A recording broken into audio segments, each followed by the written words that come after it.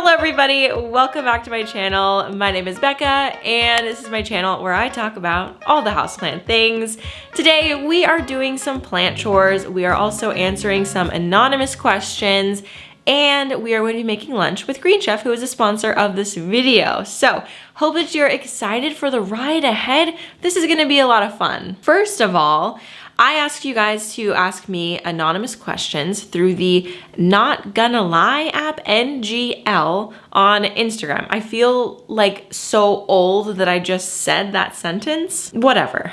So we are going to answer some of those, and I've got some stuff that I gotta do. There's always something to do. I decided that rather than like waiting for there to be like a million things to do, I'm just going to decide on certain days that I'm gonna vlog that day and just sort of make a list of all the things that I can think of and do it that way, because I used to plan out these videos way in advance. Like, oh, on this day, I'm gonna do these specific plant chores. And then things wait and wait and wait. And if it gets to that day and I don't feel like filming, then those things have to wait even longer. So now I'm just like, you know what? We're just gonna vlog and we're gonna see what I can get up to. As I said, I did make a little list of some structured things that need to get done, but for the most part, we're just gonna see what happens. Let's start it out strong. We are going to do a question right off the bat just to get us started and get us in the mood, you know? I just screenshotted these that seemed interesting. Some of them are juicy and some of them are not, so you know, that's fun, right? Okay, the first one is, what is a plant mistake that you are embarrassed to admit that you made? I've already admitted that I did this, but a couple weeks ago, I had a plant, my Alocasia lauterbachii, that had spider mites. And I'm gonna be honest, I haven't had spider mites in a while, like on a larger scale. I currently have 1, 2, 3, 4 plants currently with spider mites, possibly more. I'm still hunting for more, like I'm checking my plants pretty often in the area where I found them. With that plant, the Alocasia lauterbachii, well actually let me go get it and show you what it looks like. Not good, not good. I have no idea if this plant is going to pull through. I know that Alocasia can come back from this, but it's not looking good. And I'm actually considering putting it outside so that it can like be outside and in the humidity and in the heat. And I feel like that would help. I'm not quite sure. And you know, obviously more sunlight, but yeah, we are in a regrowth phase for this one. See, the reason that we are in a regrowth phase is because I messed up pretty severely on the whole spider mite treatment situation. And I've already shared this in a video, kind of, when I was showing myself treating this plant. I put some text on the screen because at the point that I was filming, the situation hadn't happened yet. So basically in the video, I said that I have just been taking my plants to the sink and washing them with dish soap and water, like just straight up, and leaving the soap on the plant for like a day and then washing it off. Well, I did that, okay, with this one, and I came back and the soap had broken down the leaf too much. So the soap was too harsh for the leaf, is basically what I'm getting at. And I did not foresee that happening. It's never happened to me before, but also I had the soap really concentrated. I normally have it much more watered down, so it has never been an issue before. But this time I just squirted soap in my hand and then basically put that directly onto the plant and let it sit there, which like I should have known would be too harsh, but I honestly forget that plant leaves are a bit sensitive. So this one, all of the leaves basically disintegrated. And I did say in the video, like in text, to make sure that you wash it off directly after, and that won't happen. But at that point, I didn't do that because I didn't know, and I lost basically all of the leaves, and I just decided to cut it back to this point. Let me show you what the damage looks like. This is the other plant that I was treating at the time, and you can see that it just has these like burn marks, and that's not good. So this one did pull through. Thankfully, I was really relieved. I was so scared that I was gonna lose all of the leaves on this plant too, but I don't know. This is a caladium, I think. This is technically a caladium, so it would come back, but I was like really upset that I did that.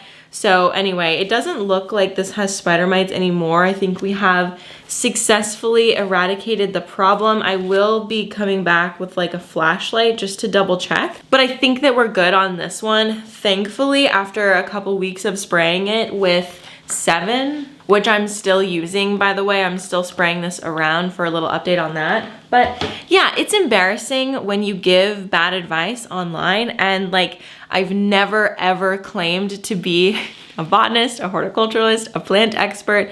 I'm literally just sharing my anecdotal experiences, and sometimes people can be mean about that, but then I started owning it. Like, I used to get upset when people would be like, well, you're just sharing your anecdotal evidence. Like, where's the research? And I'm like, well, this is my research. Like, me caring for the plants and experiencing things with the plants is my research. Plus, I also do read the research, but you know, a lot of plant care is just trial and error and just trying things. Throwing a bunch of stuff to the wall and seeing what sticks is basically what my type of plant care is. And so the dish soap situation, bit too high of a concentration, and I know that now, and I'm paying for it, but she is putting out a new leaf. So I am being rewarded despite the abuse that I've inflicted on her. Okay, so with that being said, I am going to clear, well, not clear, but I kind of want to like rearrange this back area here because there's some plants that I really want to get more attention because, you know, when you have your plants sitting in the same spot all the time, you tend to forget about them.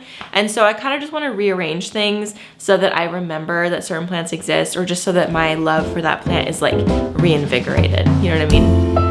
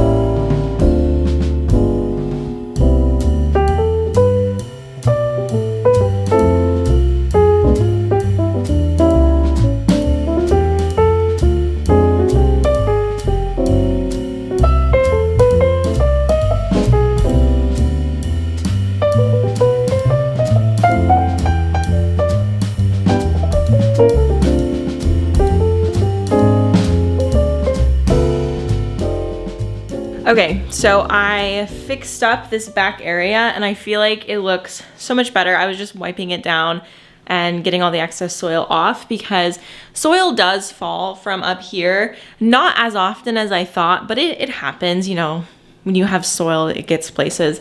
So basically, the big changes that I made, you haven't seen this plant, sorry, my ladder is squeaky. You haven't seen this plant over in this area quite yet, but I moved it over here because I wanted it to be more in like the background of my videos.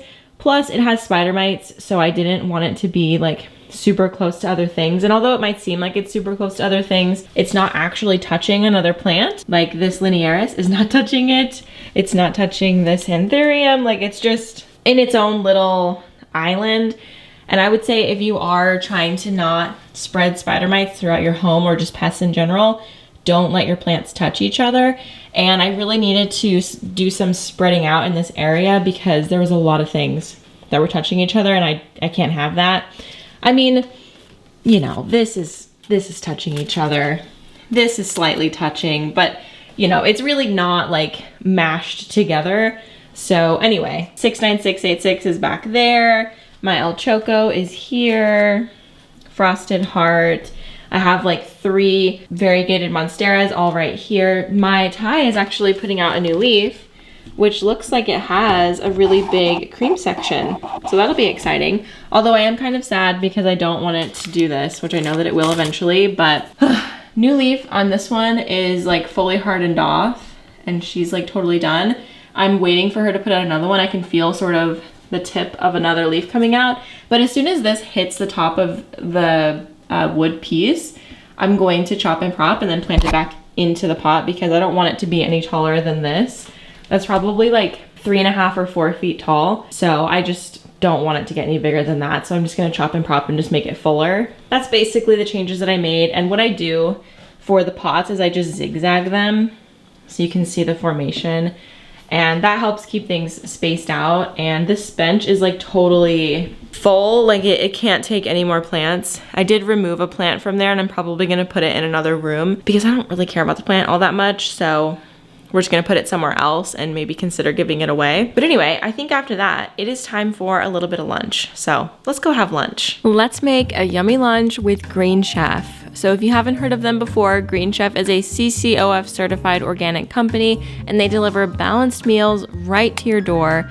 Green Chef has saved me so much time planning and shopping at the grocery store because the meals arrive pre-portioned and mostly prepped, so you can just toss the ingredients in the pan and get started. Also, super exciting, Green Chef now offers opportunities to mix and match meals within your box. So for example, if you are gluten-free and your partner is not, you can mix and match meals within the same box. But there's also a lot of other options like keto, paleo, vegan, vegetarian, fast and fit, and Mediterranean. So if you have a variety of diets in your home, you're totally set with Green Chef. And I was really excited when I saw this recipe because I love tacos and I also learned how to pickle radishes today. So I've been wanting to try that out for my own cooking because I love pickled foods, like especially like pickled red onions, love them. So with this meal, I got to learn how to do it using the awesome instructions provided by Green Chef. And to be honest, I think I've said this a lot, but I'm really not a fan of cooking unless I'm cooking a Green Chef meal or a meal I've come up with that was inspired by a Green Chef meal, because they've taught me so much about cooking and honestly it just makes it a really enjoyable experience. Turn on some jazz, turn on a movie and just do some cooking. So if you dread cooking like me and want to find a way to make it actually enjoyable, I highly suggest checking out Green Chef. You can use my code DelaPlants135 to get $135 off across 5 boxes plus free shipping on your first box. You can head over to greenchef.com for more details. Okay, post lunch. The next thing that I just want to acknowledge is this big monstera here. So I am going to order today a grow light because I want to put this up in my room because it's just not doing it for me in this room. I feel like this room already has a lot going on and it already has big plants and it's just so huge and unruly and it already needs another makeover. So I'm considering chopping it up or separating it out because I did plant 2 big plants together. I don't really know what I want to do, but what I do know is that it's just not working in this room anymore. So I have a corner up in my bedroom that I want to put it in. It definitely could use a plant, but it's gonna need a grow light because my bedroom is super dark. It's gonna need another makeover before that happens. I'm thinking of a different way to stake it up because the trellis that I put in there is already not doing well, like it's already broken. The plant is just insane, and in this spot it gets hit by the sliding glass door a lot, and I was hoping that the trellis would like have it stand up taller, but that did not happen. So it needs some work if I'm going to keep it, which I am going to keep it, but like it's getting to the point where I'm like, I don't know if I can handle this plant anymore. It's getting a bit big. Sorry, my battery died, but I'm gonna put it up in my bedroom with a Soltech pendant light. And like I said, I need to order that, which we will do in a second. But we have another question. This one is a life question, and it says, I'm 24 and have never traveled. I don't know how to make it happen for myself when it always feels like money is needed for life things. I completely understand that money is like a big reason that keeps people from traveling. It's a big reason that keeps me from traveling. But I will say that saving, I mean, I don't really have anything like advice to say besides saving, like even if it is just a little bit at a time, and shopping with like budget airlines. I have a subscription to something called Pomelo. It's basically an email list where they send you like cheap flight deals, like if it was like a flight error or if it's just a sale that's happening, because airlines don't really advertise sales. So the way that I was able to travel to Iceland in 2018, did I go in 2018? Yeah, I went late 2018. Daniel and I got a flight with Wow Air through Pomelo, like the email thing, it told us that there was a sale. And so it was like $750 round trip for both of us. That's total. So that's how much each, like $375. I knew it was like $350 or something. So yeah, that is really pretty affordable, all things considered, for an international flight. And I paid for that when I was in college. And so I had basically a full-time job in college, so that's, you know, a big reason of why I was able to pay for that. I will say, like, paying for international travel, like, it's a lot upfront for the flight, but then usually you have time to save up again for the actual trip. And when I went to Europe in my early 20s, like I was 21, I went by myself. It was a 10-week trip total, and for 5 weeks of it, I went and stayed with a host family through Workaway. So it was free. I just had to pay for my flight to get there, and then my room and board, like food and all of that, was taken care of because I was living with a family and I was teaching their kids English. So it's kind of like an au pair situation, except much more casual, and I wasn't a babysitter. And I did 5 weeks on my own. With that, I just gave myself like $50, like every 5 days I had $50 to spend, 50 euros, which in hindsight is like basically nothing. So I was eating bread and cheese a lot, and then I stayed at hostels, so that was really cheap, and I was like eating the hostel breakfast and like packing a lunch from the hostel breakfast. I was running on fumes and excitement, if I'm honest, and like I would never travel like that now because it was uncomfortable sometimes, but it was really fun. And like I feel like it's smart to have more money than I did when I went out and traveled, like definitely have more than I did, because I could have been in a really unsafe situation and not been able to get myself out just because I didn't really have any money. I don't know. I guess the point that I'm trying to make is you can travel with a lot of money and you can travel with a little bit of money. It's really just getting over there that is the most expensive thing. And then once you're there, you can stay at a hostel for really cheap, like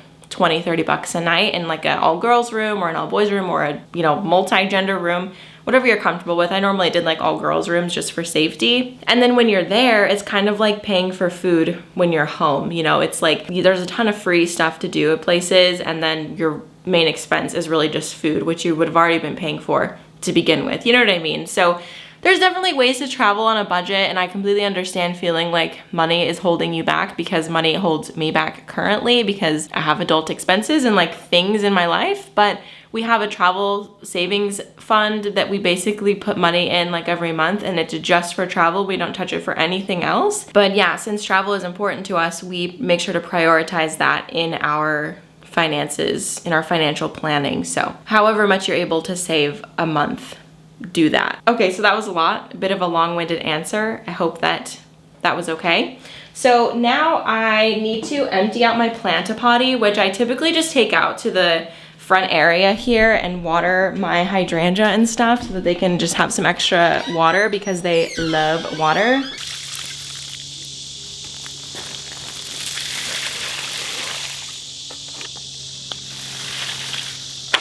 I normally store this just outside my front door so that I can grab it really easily, but like not have it in my beautiful space because Ace is not exactly cute. So I just kind of sneak it behind here, and you can't even really tell that it's there. Oh, I realized that I didn't show this beautiful cart of flowers that I bought. So there's an area in front of my house, like more on my driveway area, and it was a flower bed, but it's like horribly overgrown. So the other day I like took our brush cutter and I tore it all up, cut down a few trees in there, and I'm making a flower bed. I want it to be like an all seasons flower bed. So I want to put some peonies in there, and I want to put some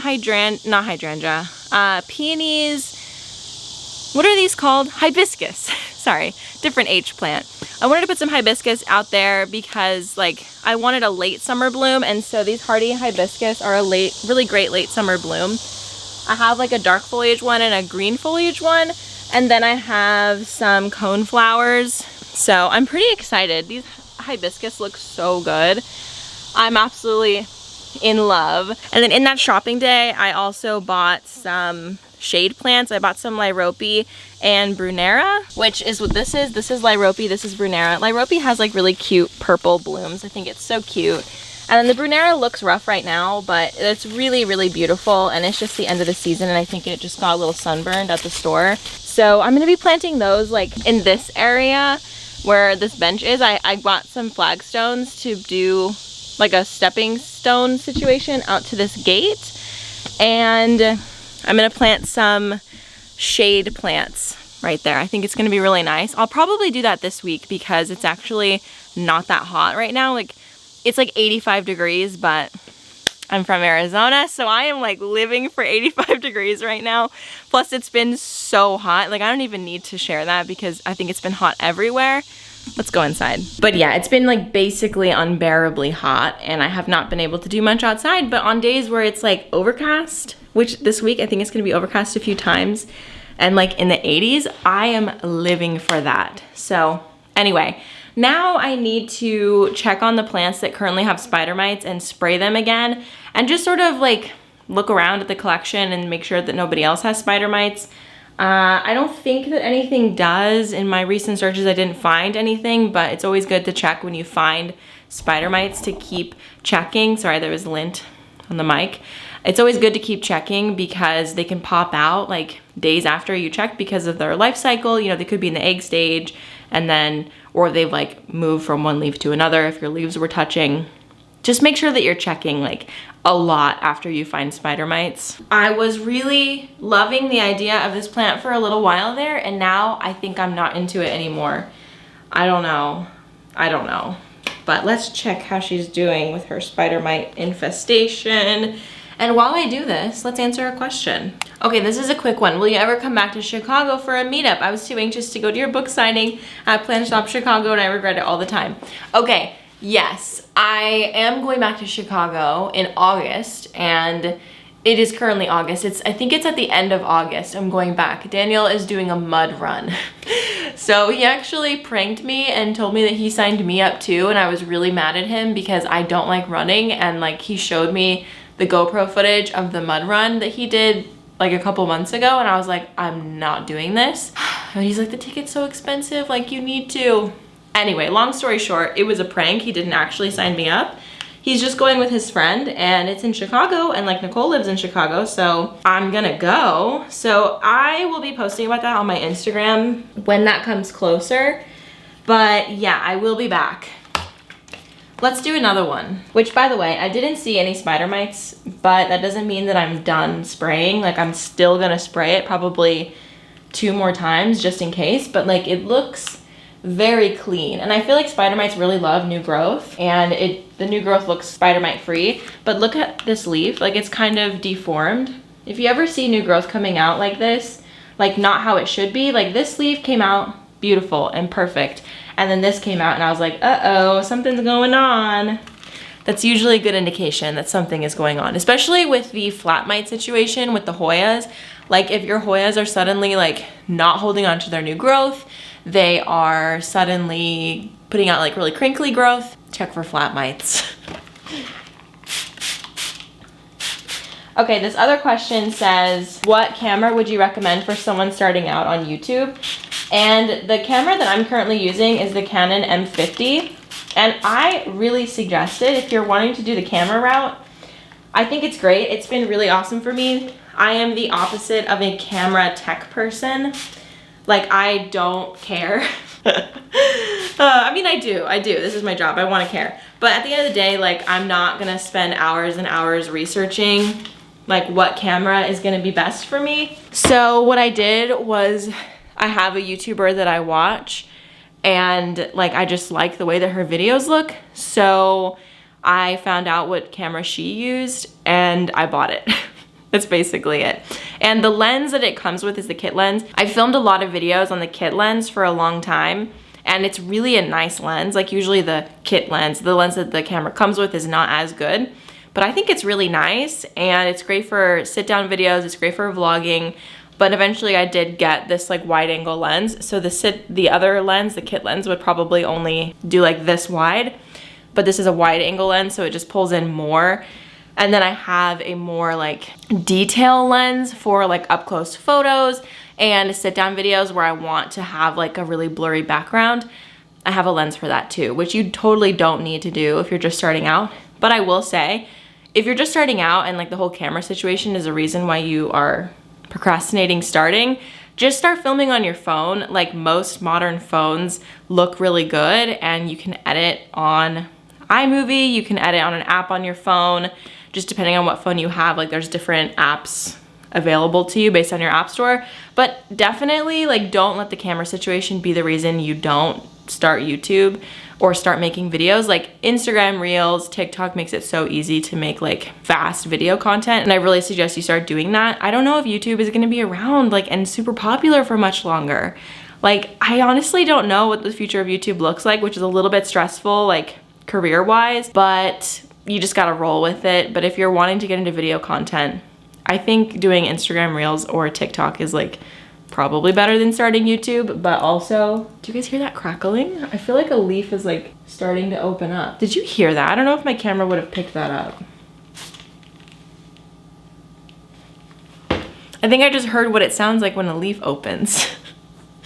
Anyway, that's my little advice. If you want to become a content creator, start there because that's way easier, and then flip over to YouTube if you really want to. But also if you want to do YouTube, but just for ease of access, yeah, Reels and TikTok. Okay, I'm just gonna go put this on the floor. Just in advance, my dogs don't lick my plants, and I'm gonna make sure they don't come in here, but like if my dog was to lick this, I don't think that would be good for them.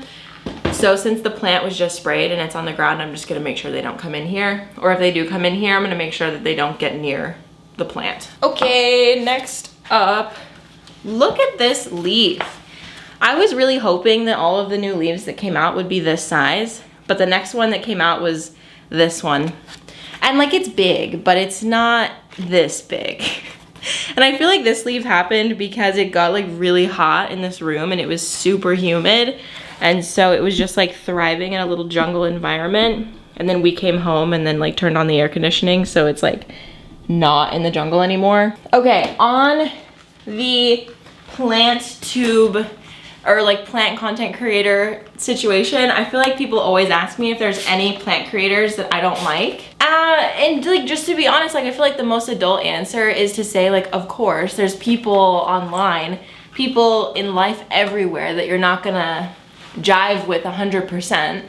But that doesn't mean that I hate them or that I'm like out to get them or that I have personal beef with them. Like there's definitely creators that like I don't like their content, and like them as a person, you know, it's like either neither here nor there, or I don't like them. But I'm not gonna name anybody because I don't think that's productive, and like it's not like I have a personal reason why I don't like someone. It's just their content doesn't speak to me or their personality doesn't speak to me. That's just being an adult living in a world, you know, like it's normal to not like everybody. And I don't think that you should expect yourself to like everybody. So yeah, I'm not really spilling any tea because there's really no point. Like, I don't know what that would accomplish really for someone to find out that I don't like them. I think that would make them feel bad. I mean, it would make me feel bad, and I don't want to make someone feel that way, so yeah, no point. This next question is a bit more on the personal side, but it says, have you and Dan ever gotten backlash on your age gap? So, if you didn't know, Daniel is 6 years older than me, and, well, it's like 5.5/6, depending on what part of the year we're at. And I have never gotten any sort of backlash for that, not from my family or my friends.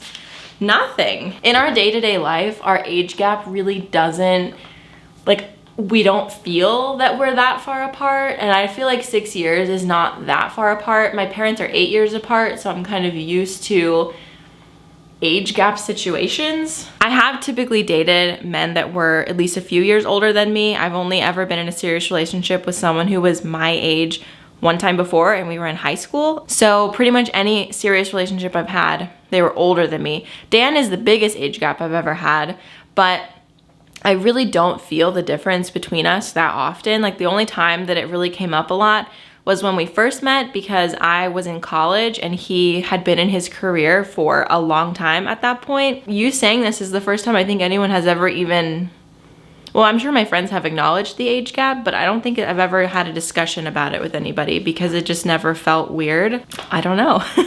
Hey, get away. Goopy started sniffing. I need to check on some air layering because I air layered my, oh, hello. I air layered my Philodendron Splendid, and to be honest, I haven't really paid much attention to it since I did that. So the sphagnum moss has been dry for a while, so I really kind of doubt that it rooted. It did recently put out a leaf that is just positively beautiful.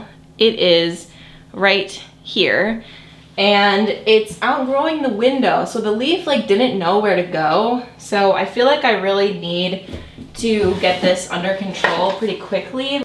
Okay, no roots. Dry sphagnum moss. I need to do a better job of keeping that hydrated, because if that doesn't root, I guess I'm gonna have to go up or go down. I don't know. But I've also considered just chopping and propping because I've had great success doing that. And I feel like air layering is just a way to, like, I don't know, ensure that you're not going to lose the plant. But I don't know, chopping and propping doesn't really scare me all that much. And like, if the air layering doesn't work in the next couple weeks, I probably will have to chop and prop it, because I don't like propagating in the winter here because it is so cold. Okay, what is my favorite book trope? So if you didn't know, I'm a reading girly. My favorite book trope would probably be, I really like enemies to lovers, I think. But also enemies to lovers can be kind of annoying. And this is also romance, because I read a lot of romance. And also I really like Grumpy Sunshine. That's fun too. Like, I love especially when like the girl is grumpy and the boy is sunshine, because that kind of feels like my relationship dynamic sometimes. Not all the time. I'm very sunshiny, but I feel like when I'm in a bad mood, it's very Grumpy Sunshine up in this house. Daniel really tries to keep the morale high, and I am not having it. Definitely showing my sun sign in that comment. But oh, I love like Marriage of Convenience. Like, I love the just like the idea. Like, oh, how about this? Ooh, cold, dirty cabin, and there's only one bed. What are we gonna do? That is definitely one of my favorite tropes. I don't know if that's a trope, but like one of my favorite plot elements in like a romance book. It's just so funny, like, because you know what's gonna happen like every time, like, obviously, but it's just funny. Like, it's not funny, but it's just like the anticipation. I don't know, I really love romance. If you want to follow me on Goodreads, you can. I'll link it down below for you. But I read quite a bit. I read with my library card through the app Libby. If you don't have a library card, this is your sign to go get a library card, because it is the greatest thing I have ever done. I can rent audiobooks and I can listen to them as I'm doing plant chores like this. I'm not listening to it today because I'm filming and talking, but you can do so many things with the Libby app. You can put the books onto your e-reader, like on your phone or your iPad or your Kindle. You can actually just rent physical books from the library. It's just great. There's a lot of other apps too connected to the library. Okay, now this is just a comment that I want to leave us with while I do the next task, which is water my cactus. So personally, I feel like strict aroid collectors are ruining plant collecting because they're not trying different plants, and the whole market has shifted to cater to them. No one wants weird plants or genre anymore, or genera? Sorry. Just the same 5 to 10 phylos you see on Instagram every time you open the app. Okay, I can see some truth in this. This is definitely like a hot take situation, and I can see the truth in this, but I can also see like, well, people are gonna like what they like, you know? Like, I can see both sides to this situation. I would be interested to know, well, I guess because a lot of people are interested in aroids, sellers are mostly focusing on aroids and they're not going to focus on other funky plants. So I definitely agree with that. When you go shopping online for plants, it's mostly aroids.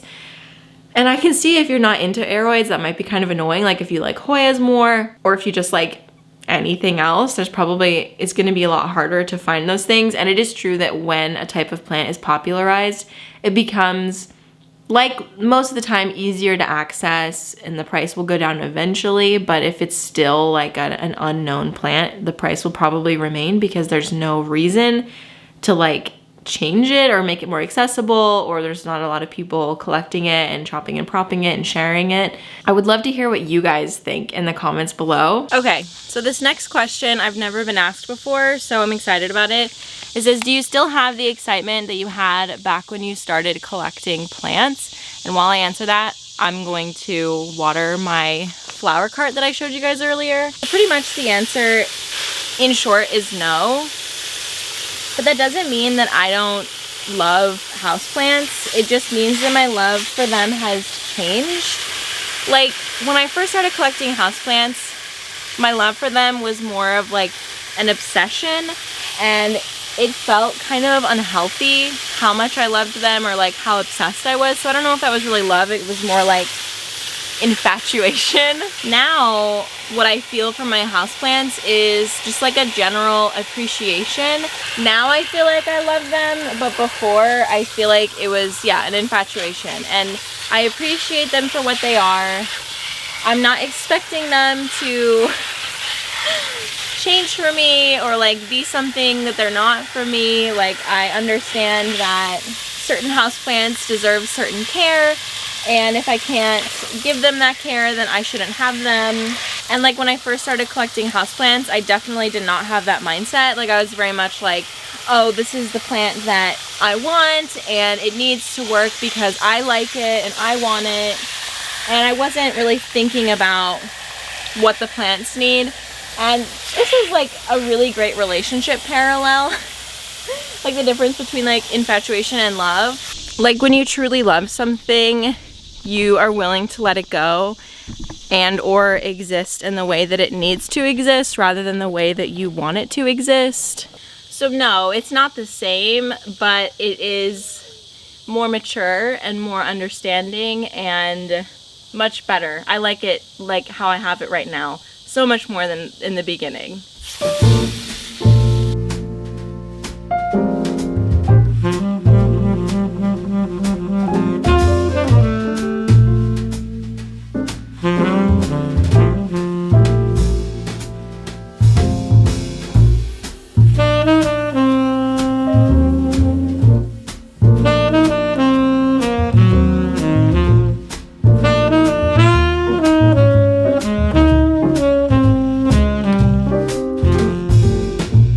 Okay, so I found this dog enrichment activity where you roll up dog food in a wet towel and you put it in the freezer, and then your dog has to like undo the towel. And I brought it out a few, maybe like an hour ago, and I forgot about it, so that it was, and then it was like getting too soft, so then I put it back in the freezer and then I forgot about it again, so now it's again rock hard. But my dogs, I just find that they're bored a lot, or it feels like they're bored a lot, at least Cooper. Leo is like chill, but Cooper needs like more enrichment and like entertainment because I can just tell that he gets bored. So I decided I was gonna try this. I will keep you updated on how this goes. We will see. Do you want to try this oh, it's hard. Do you wanna try this activity? Here, I'll put it on the floor for you.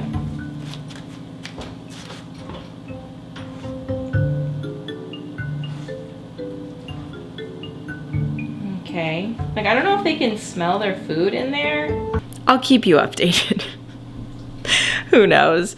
But I'm trying to think of what else needs to be done in here. And really, I need to water the cabinet, but I did that in the last video, so I feel like that's kind of boring to watch. So let me answer another question, and then in the meantime, I will hopefully figure out what I'm gonna do next, because I know that there's something that I need to do. Oh, I have a list. Okay, let's check my list. Oh, I need to order some stuff. Okay, cool. So we'll get on the computer and do that. This next question asks, when did I know that Daniel was the one? And it's kind of a funny story. So pretty much, I mentioned that I went on the trip, like the Europe trip when I was 21. And I was going to say in my early 20s. I guess it was in my early 20s. That feels really weird to say. But yeah, I went on that trip, and Daniel actually met up with me while I was there. And I was in my, like, we weren't officially a couple yet. We were dating at that point. And I don't know. I was still kind of on the fence about him. Like, I knew that I liked him, but I was like, I don't know if I want to date him or long term. I wasn't sure about long term. I was not wanting to get into a long-term relationship, basically. He came out to see me on that trip, but I was really kind of rude to him at the beginning of that trip. When he came out to see me, like I was like, I don't know, it was jarring, number one. And in my defense, it was a bit jarring to like have been by myself for so long and then suddenly be again with this guy who really liked me and was like very open about talking and like sharing that with me. So I was kind of rude, and he just like did not even notice. Like he was so in love with me and just loved traveling so much that he did not even, it wasn't even phasing him that I was rude to him. And like, I wasn't that rude, but to me, I was rude. I'm a very kind and considerate person, and I was not being that when he first came out. And it just dawned on me one day, like, oh my gosh, Becca, like this guy really likes you. Like he traveled across the country, across the world to come see you, and he makes you feel safe. He makes you feel secure. He, I don't know, is just like a really good guy, and you should let yourself feel love. You should let yourself be loved. I remember my mom told me, just let it be fun, because I was in this mindset of like, I grew up in a very like Christian environment, and so it was very like, oh, will you date to marry? And so I was always like, oh, do I want to marry this guy? Like it was very intense in my brain. And so my mom was just like, just let it be fun. Like let him romance you. Like why are you fighting this so much? And then I just did. I let him in, and it just made me realize like this is the person that I want to be with. Like just seeing how like steady he was, how consistent, how like caring he was, even in a moment where like I was not at my best, and he was still like very solid. It just meant a lot to me, and so that kind of solidified that he was who I wanted to be with. And a year and a half, no, 2 years later, about a little less than 2 years later, we got engaged. And then a year later, or 9 months later, we got married. So I love that guy. He's a really great guy. Just solid, you know? Okay, so I've looked up SNS 209, and a few companies carry it. I guess Amazon carries it. I didn't know that, but I usually just buy it directly from Arbico Organics. So this huge 5-gallon bucket, is this the 5-gallon? I'm not sure. Oh, that's the 5-gallon bucket. That's $380. But I think I'm going to get this one, the gallon concentrate. How much is the gallon? 110, or the pint is $24. Or the pouch concentrate makes 5 gallons. I'm not sure. Anyway, I think last time I got the pint, and it lasted me a really long time because you just use like a cap full for every gallon. Next up, we gotta go over to Soltech. So what I want, I already know exactly what I want. I want the pendant light, so that is the aspect light. I really like it because you can put it in a corner. I see a lot of people use it in corners for really big plants. So I'm excited about that. And I think I'm just gonna get it in white, in the large or the small. For small to medium houseplants and herbs, low light or indirect light, I think I need the large one. But that's like high sun fruiting plants. I feel like I don't need the 40 watt. Do I? I feel like I might actually. I feel like I'm gonna go with the 40 watt because it's gonna be up kind of high. Yeah, we're gonna do that. Now, here's a little hot tip. If you are ever ordering something that you know you've seen an influencer talk about before, but you know you don't remember who, or you don't really care like who it was, you can search the hashtag like the company plus partner, so like Soltech partner. I did that and it didn't work, but I just went to Soltech's Instagram and I saw that they reposted something that someone posted, and they put a code. So in her caption, she put a code. So I'm just gonna use her code. I'm gonna get a 15% off. Any company you can probably do that with, because oftentimes if we do an Instagram campaign, we have to put like Ana Luisa partner or something like that, or Ana Luisa VIP, things like that that will indicate that that is like a paid post. It definitely helps. That saved me 30 bucks. Okay, beautiful. I can check that off my list. Let's do another question. I believe that we are getting to the end of my questions as well. Okay, this one says, I sew, but I don't build things like you. I feel like there would be a decent amount of similarities in sewing versus building with wood. What do you think? Absolutely, 100%. Every time I build something with wood, I am just thinking about how similar it is to sewing clothing, because with either one, you're cutting up a bunch of pieces from likely a pattern or like directions. So you already know like what the dimensions of all of the individual pieces are. And then your job is to just put them together. So with woodworking, that's with nails or screws. And with your sewing, that's with a sewing machine and thread. And I find it very similar, especially when I was making my garden boxes. Like, that was so incredibly easy to do, and it really did feel like sewing. It was kind of funny. I think I might have mentioned it in that video too, but it just feels very similar. And if you are good at sewing, you understand how a 2D shape can be turned and transformed into a garment, I think that you would do pretty well at woodworking, honestly.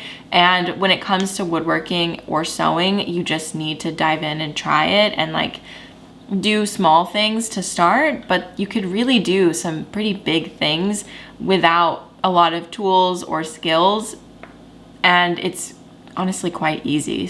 Okay, so I know that I need to put a bunch of sticky traps in my cabinet, so I'm going to unwrap a ton of them so that I can just pop them into the pots after I water them later. Question says, what popular plant advice is out there that you vehemently disagree with?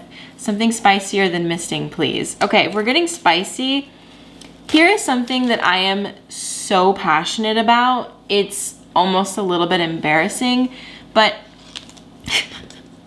and every time I talk about this, I've talked about it quite a few times on TikTok, so I do feel silly talking about it again here, but listen up. I do not understand a world where you can water your plants in place and your plants be saturated. I know that I talked about it earlier in this video, or no, did I talk about it in maybe the video that I filmed before this video? I don't remember, but I've been talking about it a lot, okay? And I'm feeling like a broken record, but it is just coming up more and more.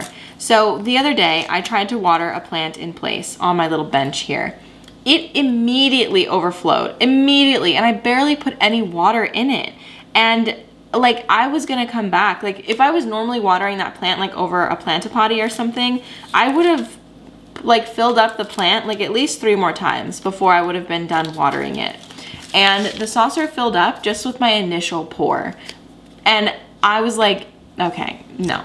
How is it that people water their plants in place and those plants are fully saturated, fully satisfied? There's no way. There is literally no way, unless your soil is 100% peat moss, there are no additives, and you're just not having the plant in the right soil. And listen, I want you to know, I think that you should plant your plants in the soil that you want to plant them in. I'm not a walking advertisement for my own soil that I collaborated with another company to make. If you want to use that soil, go for it. I know it's not accessible to everybody in every country, in every place. You know, you might not want to pay for the shipping. It's soil, so it's gonna be a bit heavy to ship, so it's a little bit more expensive, just for the record. Sometimes I get messages about that. But point is, if you are watering your plant in place and you're only filling that pot, like you're only watering enough to where the saucer gets filled up, your plant is probably living in constant drought. Like, I don't know how else to tell you. I'm out of focus, I think. I don't know how your plants are happy. It does not make any sense to me. It does not compute. However, as I say this, I want you to know that if it is working for you and your plants are fine, that's great. I want you to keep doing it then. No need to switch it up on my account, but I just don't understand. It doesn't make any sense to me. So that is something that I am just annoying about, and I'm willing to fight about it. I don't want to fight about it because I don't like conflict, but I'm willing to chat about it for sure, because I don't understand how. And like, if you have really deep saucers, still, like, is the saucer like massive compared to your plant? I just don't get it. I don't get it. Yeah, I think that's really the one thing that I get up in arms about and get really upset when I see. If you water your plants in place and they all sit in cash pose and you bottom water, that's totally fine. It's just that those cash pows fill up too. And I have a plant that I water like that, but the cash pow fills up. And if you leave that water in there, it's just sitting there and your plant is gonna keep, you know, it's just gross. Like that water is just sitting there, it's gonna be stinky. You don't want that. Empty out your cash pows if you're watering like that, okay? You can do it, but just make sure you empty it out. Okay, I'm gonna do just like a few more of these sticky traps because we have a question. It says, are you gonna get a tat? The lighting has left us. The light has left the building. Sorry guys. Oh, it's back, okay. This question says, are you gonna get a tat? I would love to get a tattoo. I've talked about this in the past, that I would want to get a saguaro tattoo because I am from the Sonoran Desert. I love saguaros, I love cactus. They are very special to me. It's a symbol of my home. And I have always wanted to, well, not have always, ever since I found out that I was gonna be leaving, I wanted to commemorate my home on my body. But it's just a really big commitment. So I already have an artist who I would want to draw it. She does tattoo commissions and she makes really, really beautiful saguaros and I really love her style. I wouldn't want it to look like, I don't know. To me, I wouldn't want it to look tacky. I know that tacky means a lot of different things to different people, so I'm not gonna like put a picture and be like, this one's tacky. Because what if someone has that tattoo and if they love it, they love it. But I wanted like a line drawing situation and I would want it to be like big on my forearm. Like I don't want like a little saguaro, although I could go for that, but I was thinking I'd want like a big one like right here because I want a statement. If I'm gonna get a tattoo, I want a statement. I already do have one tattoo. It's a stick poke and it's on my foot, and if you ever see it in a video, good for you. I'm never gonna like put it up to the camera because it's on my foot and that's weird, but it's just a little tiny one. That's the only tattoo that I have, and I'd never thought that I'd want to get one after that because it hurts so bad, but I've heard stick pokes are like 1,000 times more painful than a traditional, like with a, you know, a needle gun or whatever it is called.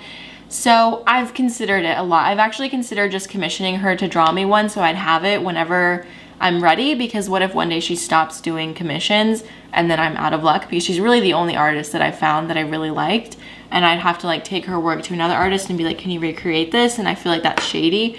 So I think that I'll probably commission her to draw me a saguaro, and then if I use it, I use it, and if I don't, I don't. But I would want it something big on my forearm right here, which is, again, a big undertaking.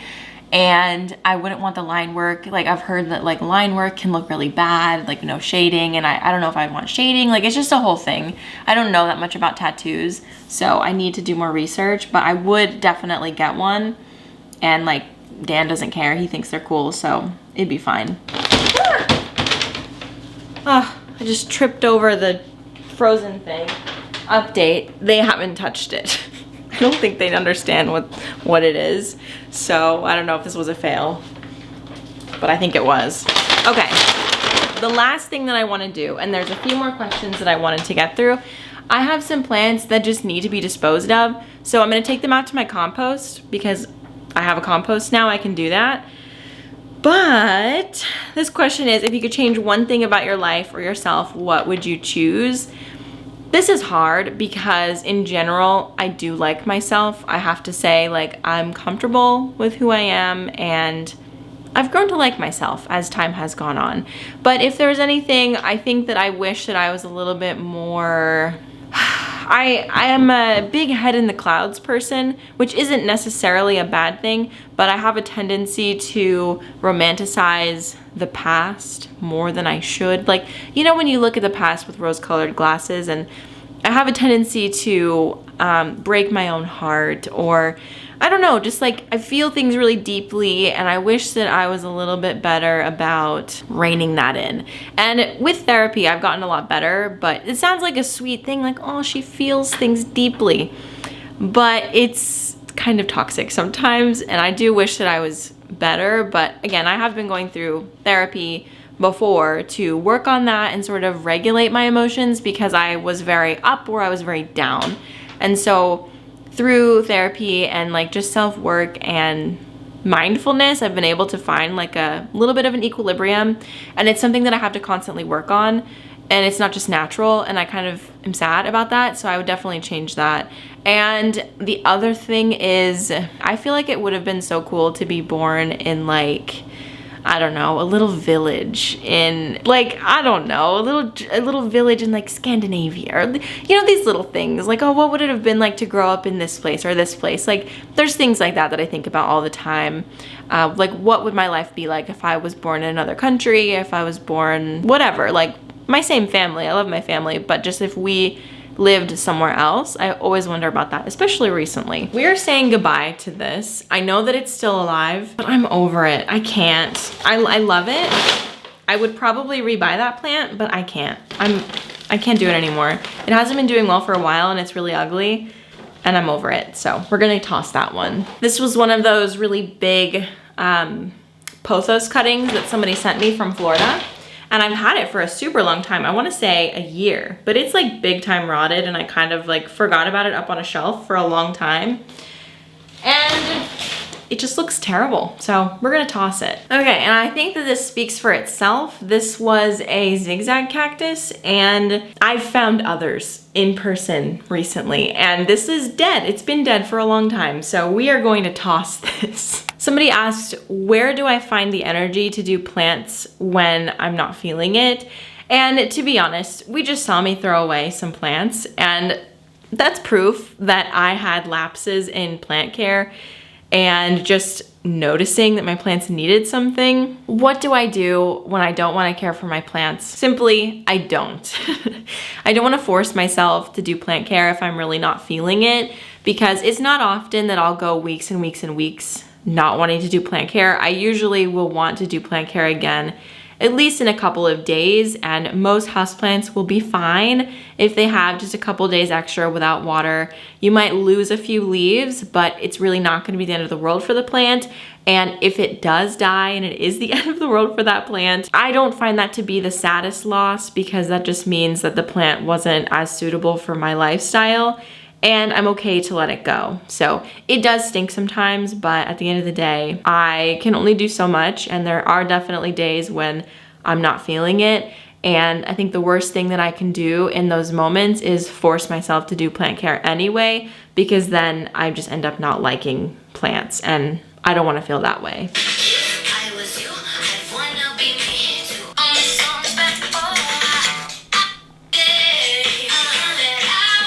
Okay, before we head out for the day, because I'm done filming, I just took a long break. The dogs, see, I left the little towel things on the floor and they eventually came back to them. And Leo is just really excited about this one. I wrapped this one up a lot more, so he's having to do like a lot of sniffing and working to get through that. This one I didn't wrap up quite as well. So I see that the technique, you need to like put food, scrunch it. This one I kind of rolled, and Cooper like doesn't really know how to work it. So anyway, he's having a little bit of trouble, but it is entertaining him. And he's like, you know, he knows that there's food in there, he can smell it, and he's like going for it. So anyway, if winter, well, not if winter, winter is approaching, which means that the dogs, like, it's just too cold for them to be outside, and it's currently like too hot for them to be outside for long periods of time. So they just like need something to do, and this was a win. I saw it on TikTok. I feel like a mommy blogger sharing like an enrichment, a free enrichment activity for your kids. Anyway, thank you so much for watching this video and hanging out with me. There definitely were questions that I didn't get through, but I'm gonna film another video kind of with this format. With more plant chores, because I've got more to do. So I hope that you enjoyed. Go ahead and check out Green Chef if you haven't already. The tacos were delicious. Like, I'm so happy that that was a meal for me this week. It was very exciting to open the box and see that. But anyway, thank you so much for watching, and if you like this content, be sure to subscribe. You can follow me on TikTok and Instagram at DelaPlants, and I will see you guys in the next one. Bye!